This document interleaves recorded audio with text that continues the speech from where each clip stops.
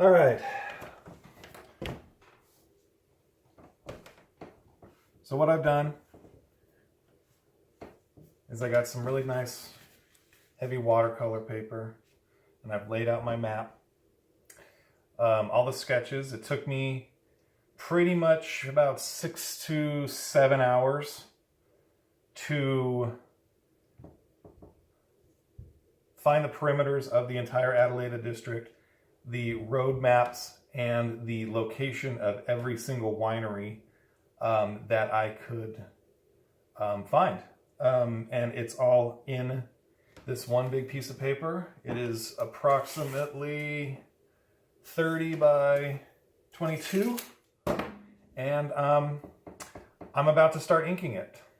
After I ink it, then I will start doing the watercolor. So let's see if I can get this done tonight.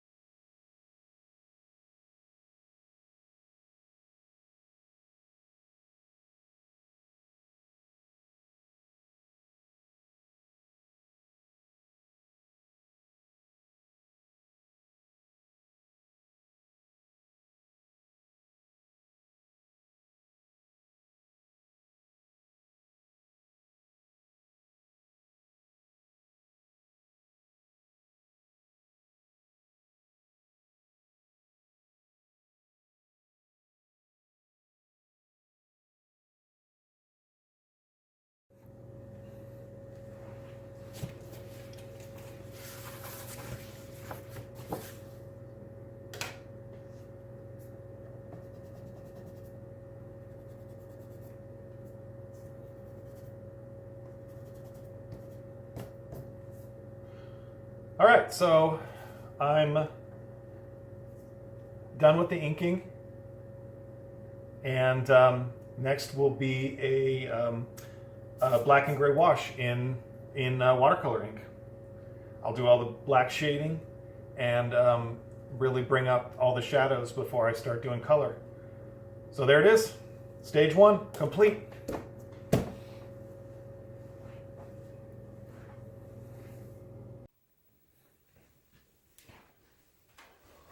Alrighty, so now that I have the outline done, I'm going to start working on inking. And I have my waterproof black ink, my special blend, my bowl of water, my favorite brush, and I'm going to use a saucer just to protect the paper. But I'm going to work upside down because I'm going to pull towards me instead of push away. And I'll show you in just a second how I'm going to do that. So I got my black ink here, which is waterproof when it dries. That's really important when you do the color over the top of it. I've had this brush a long time. I like this brush. It's not even a high-end one. Just works really well. All right, so here we go. I'm going to start over here. Get this one little section at a time. Just kind of get it wet. Actually, I need another brush.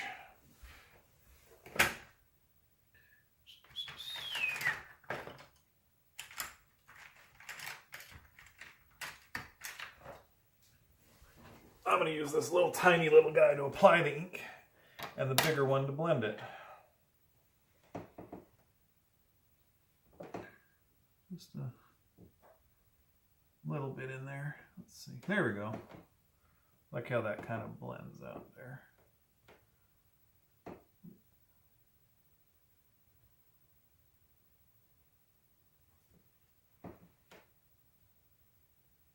Look at that. Nice soft transition there. Let's do the other side.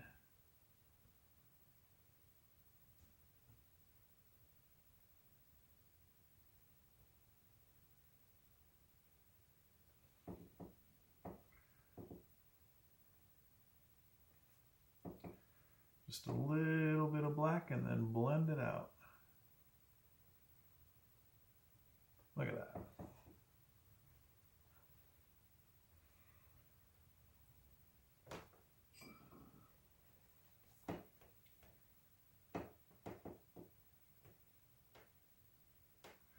It's kind of harder to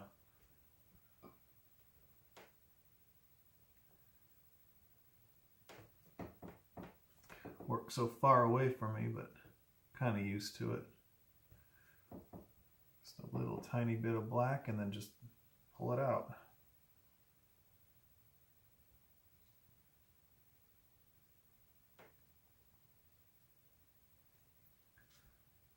Kind of blends on its own there. You don't have to get too fancy with it because a lot of the color will hide all that detail too. Let's see here. I'll do a little bit more and then I'll change the camera angle for a little tighter shot and you can get a better view. This is a long, slow process here. I might not film the entire thing because it's going to be a really long video if I do.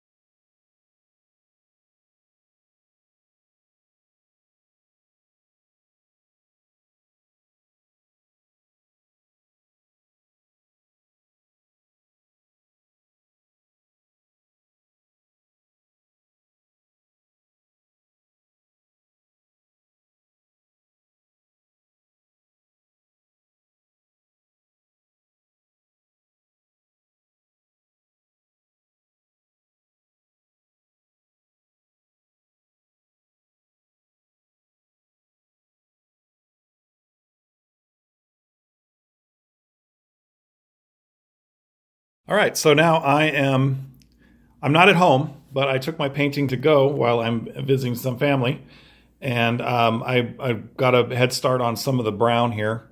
So I'm improvising here without my typical painting station, but I will show you what I'm doing. I got a little bit of what is this? Raw sienna watercolor. Thinning it out pretty well. And then just doing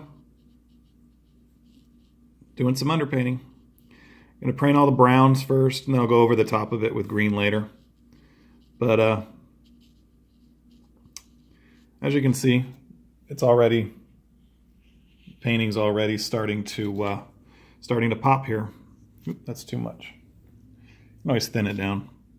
It's a cool thing about watercolor is you have some time to work with it before it becomes permanent. Now again, this is just an underpainting, so I'm not really paying too much to detail. I'll do that later with some more opaque paint as the layers progress.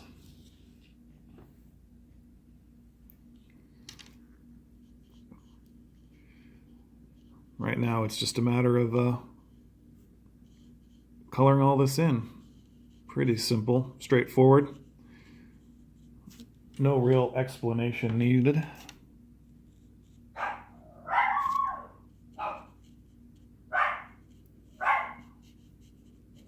This will be the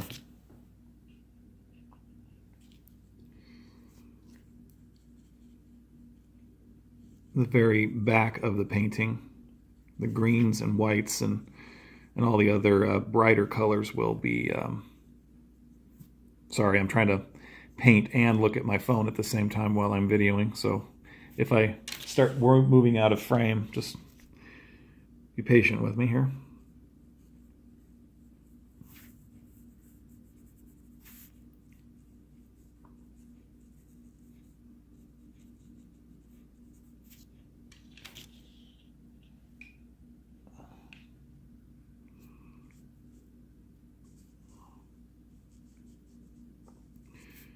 These are all the grid patterns of the vineyards here. They won't be brown for long. I'll do a more opaque green over the top of them to actually emphasize the individual rows of vines that are there.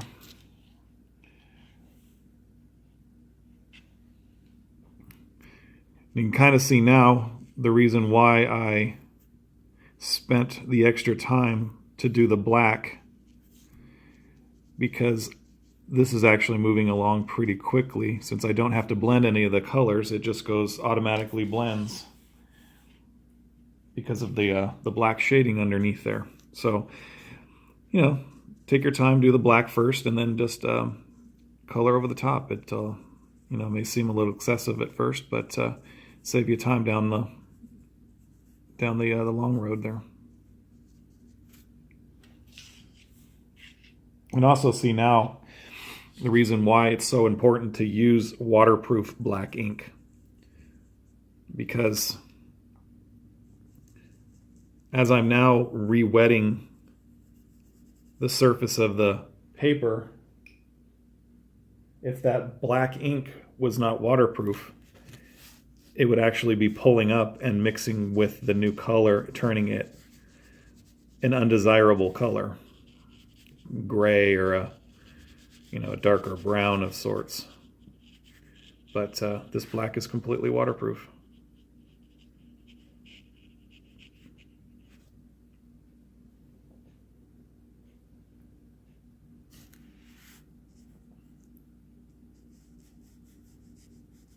Oops. Oh, kind of accidentally painted part of that ribbon there. Oh well, I'll fix that later.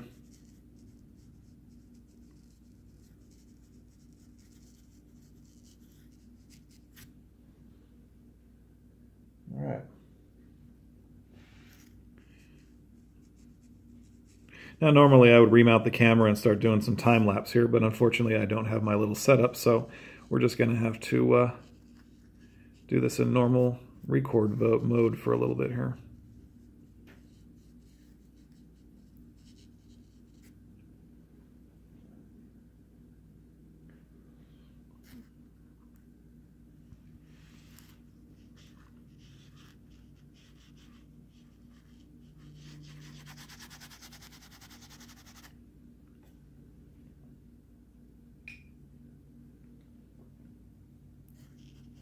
Way too much.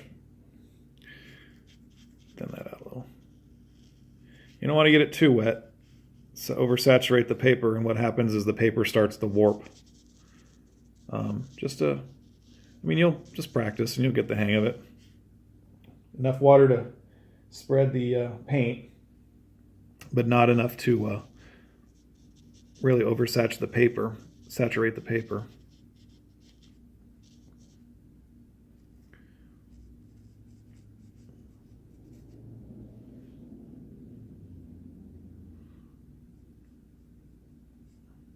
Trying not to. It's kind of difficult here to hold the phone and paint at the same time, so I am going to wrap this up. I think you've got the idea. Hopefully in the next couple of days I will get to the greens and I'll have my tripod set up and get a nice sharper view here. But then I'll pan back and show you my progress so far.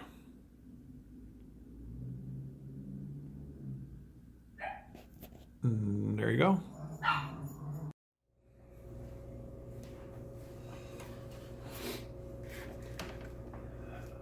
All right, so about 2-3 hours later, I have all the brown done, and then I did a wash of some green here. It's almost like an olive green.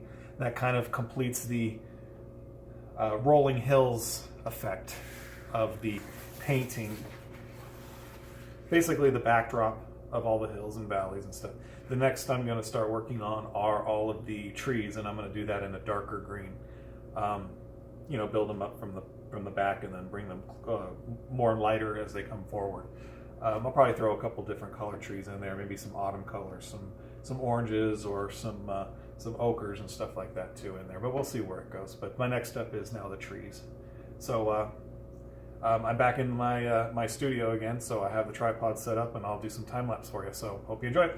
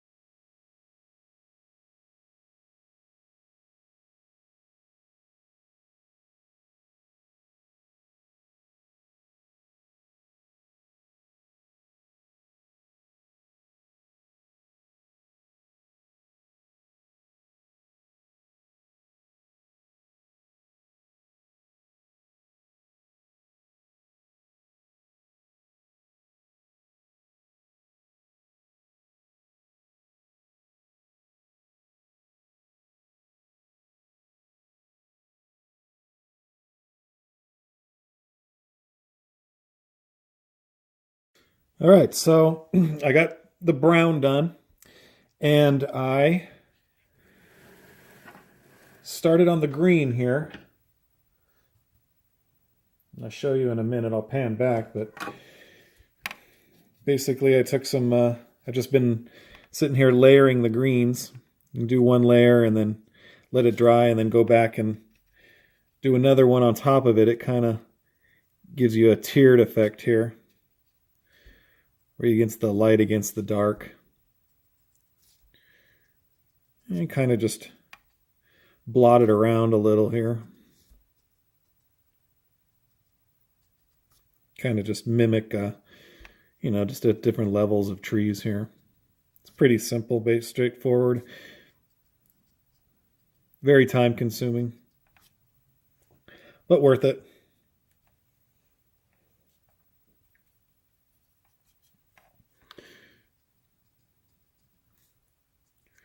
Little individual bushes here, just random things, just breaking up all the different colors here and making it a little bit more interesting to look at.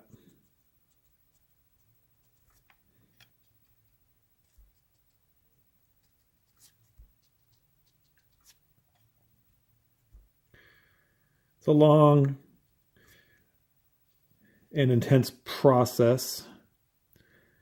Couldn't possibly put it all on camera for you because the video would be extremely long, since this is a very labor intensive and detailed painting. So I'm just kind of summarizing here for you. And once the green is done, I could start doing my warmer colors, the reds and the yellows, to make this thing really pop. And then once it's done, I'll maybe darken some shadows in and add some really strong white highlights to emphasize the dark shadows even more.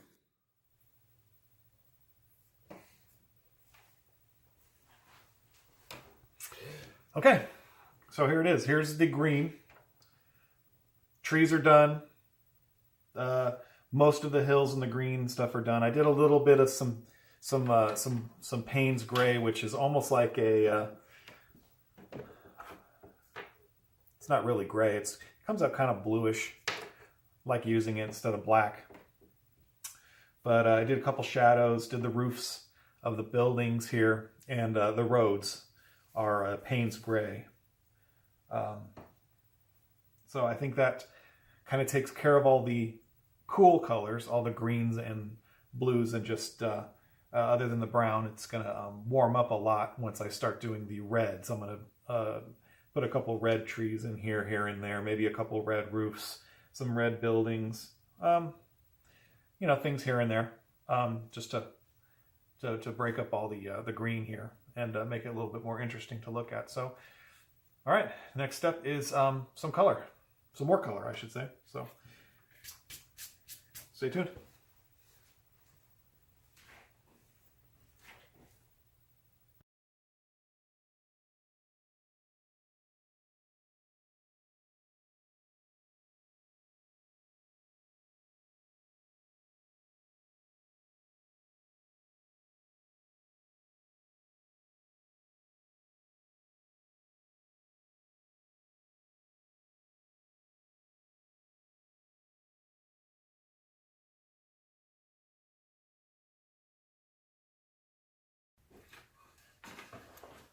All right.